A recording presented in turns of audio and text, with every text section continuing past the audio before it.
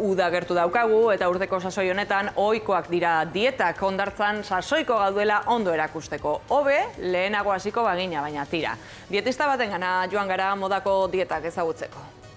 Lagunok badakizue, urtero bezala, uda heltzear dagoenean, jendea soratu egiten da beti azkenengo momentuan, operazion bikini delako horrekin.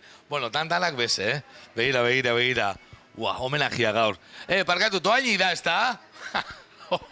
Ekaina heldu da eta orain mundu guztia hasten da kolpean argaldo egin behar duela eta operazion bikini, zuk ere hori jarraitzen duzu? Bai, frutak eta jaten gauero eta kremak emoten eta dana bai. Ni lindo nago. Celulitis, piel de naranja, bakizu, hori denak entzeko.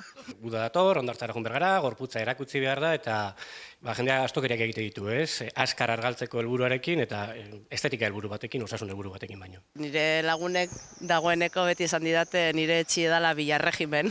Bilarregimen? Bai. Zein da urten modan dagoen mirarizko dieta hori?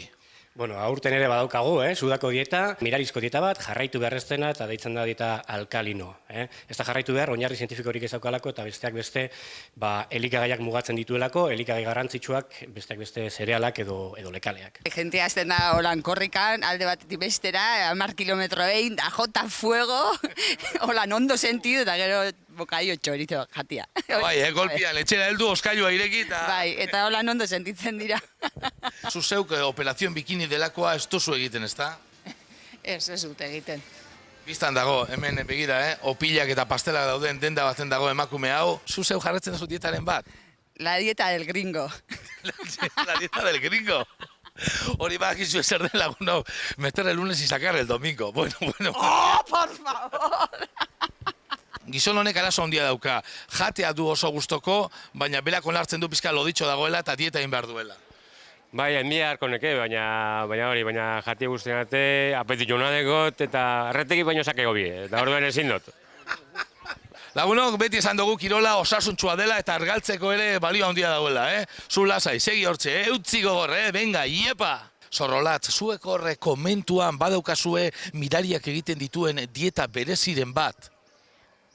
Bai, gure dieta berezia da barruko zoriontasuna eukitzea eta kanpoaldea atera.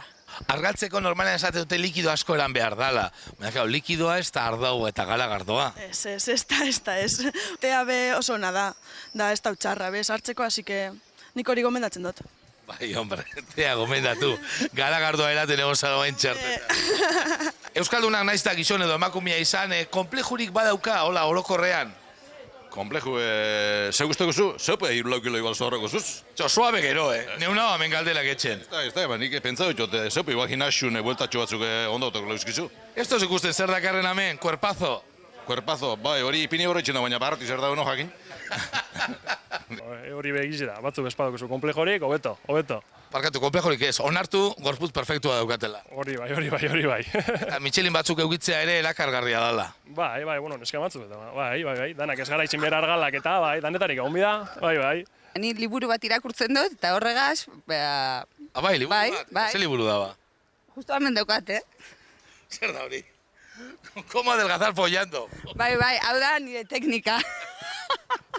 ¡Qué fuerte! Qué fuerte, ez da? Bueno, baina urte osoan egiteko esango da, azkanengo hilabetien. Bueno, urte osoan, baina uda agertzen danean, praktikan, alegintzen az praktikan ipintzen. Bueno, laguno, bamentxe utziko dugu Durango tikiño agirre Euskal Herria zuzenean. Bueno, eta zer, pizkat utziko dazta zu liburua edo? Claro, bai. Ni ja asko irakurri dut, osea, nire basu oparitzen dut.